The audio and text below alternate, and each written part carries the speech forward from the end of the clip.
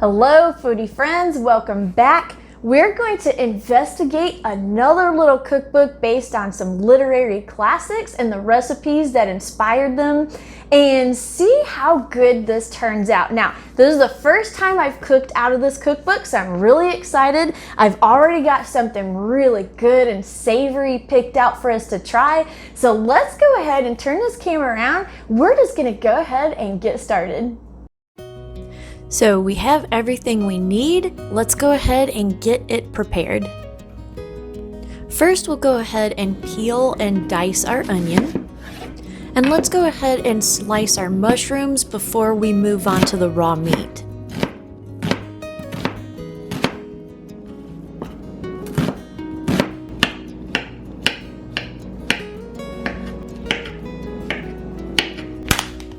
And now we're going to take our sirloin and thinly slice against the grain. Now you can leave them in these long slices, but I went ahead and cut them in half again just to have a little bit more of a bite-sized piece.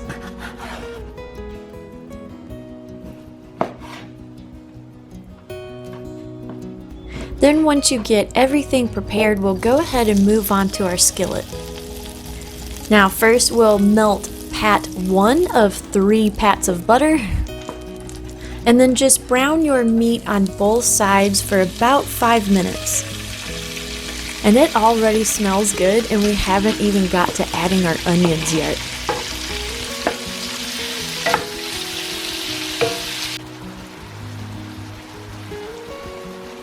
When you add your onions, go ahead and put in your salt and pepper, and then saute this for about 2 more minutes.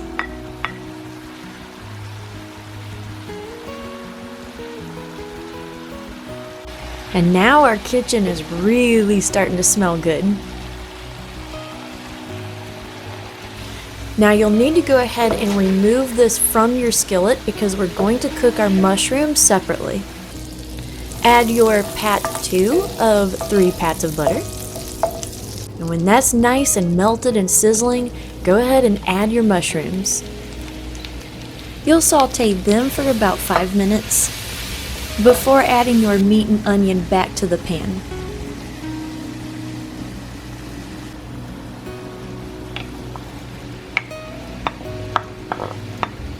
Now you can add your white wine, basil, and nutmeg. Now I chose to use apple cider to substitute for the wine, but there are actually several choices you could use here. You'll just stir all this together and heat back up for about 2 minutes. And about this time, go ahead and get your pot of water boiling for your pasta. I like to add plenty of salt and cook to al dente.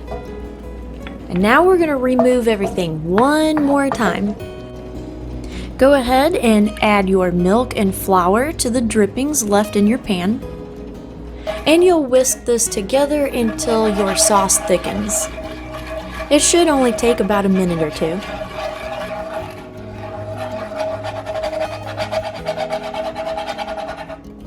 Add your meat mixture back to the pan, and then stir in your sour cream.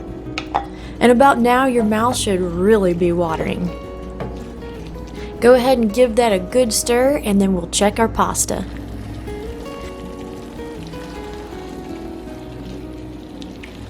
And by now, our pasta should be done.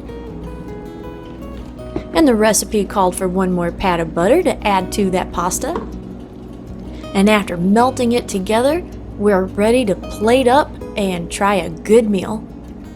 Okay, this, if you're lactose intolerant, this is literally your worst nightmare. Oh, man. I had Really? no idea. Yeah, when I first picked it, I was just like, ooh, beef stroganoff, that sounds good.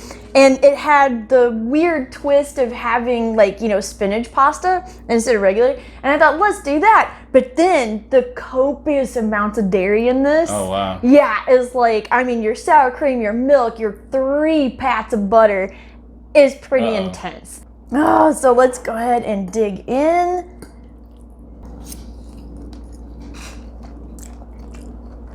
Okay, number 1, I think it needs a little more salt.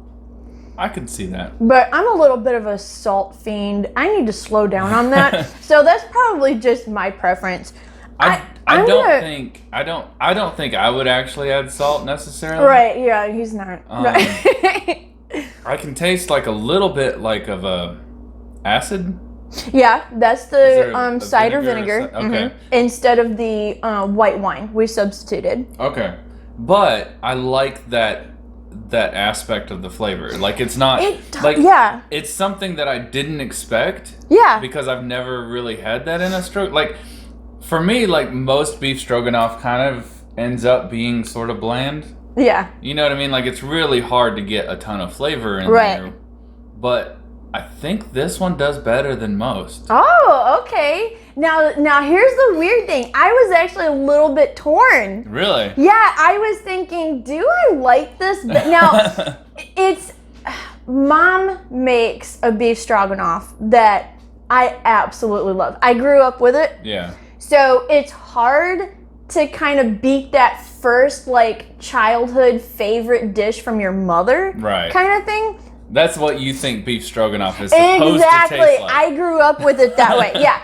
And so we're kind of like the ground beef and egg noodle type of beef stroganoff, more so than the strips of beef, and ye old can of cream of mushroom soup. Right. Where this basically does the cream of like the. Oh, you're making it all from scratch. Yeah. All from scratch. So it's like when I first took the bite, I was like, this isn't beef stroganoff. Yeah, but it's not cream of mushroom Campbell soup beef stroganoff with ground beef. Yeah. That's the big difference. Also probably why you think we need to add salt. Oh, it might be because of Campbell soup. Yeah, probably. Yeah, probably. So, but now, after my first initial reaction, I did go ahead and have a second bite just to like give it a fair fight.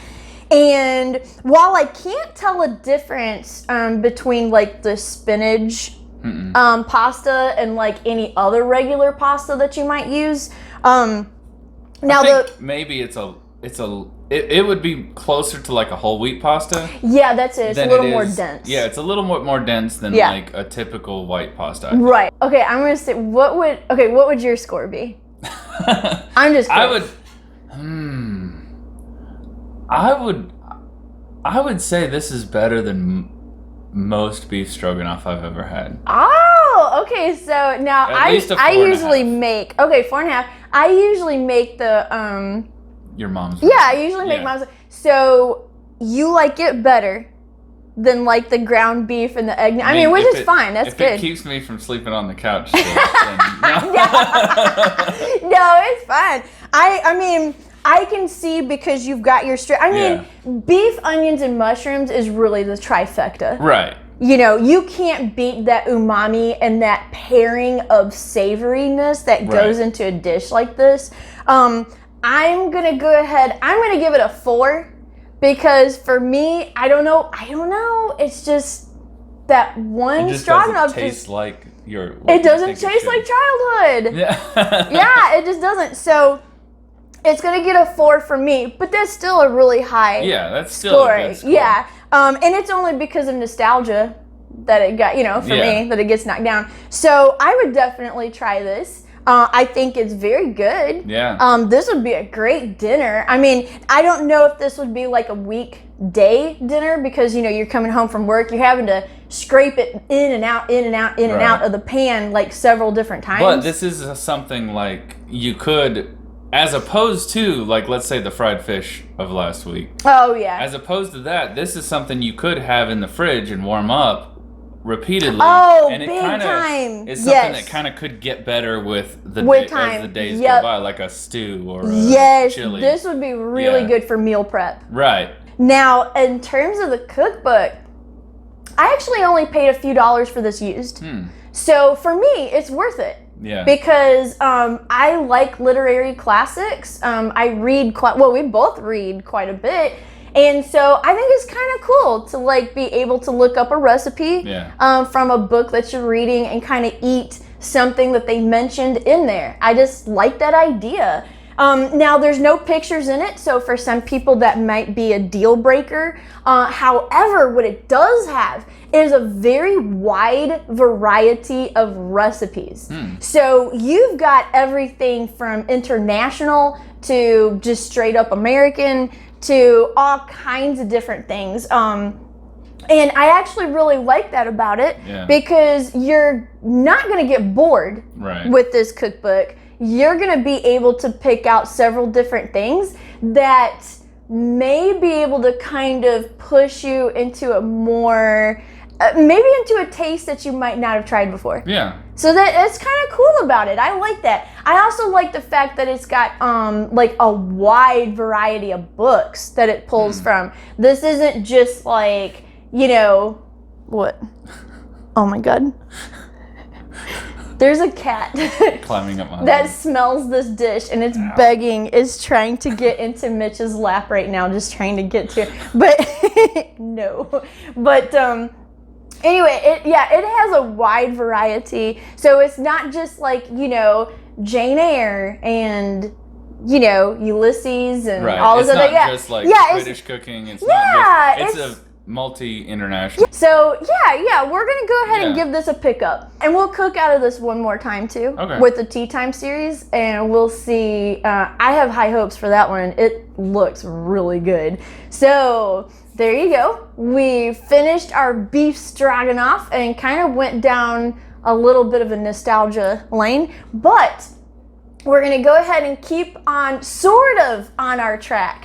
Because we're not going to be doing so much cookbooks that cook from books, but we're going to be looking into the life and times of a woman who illustrated books.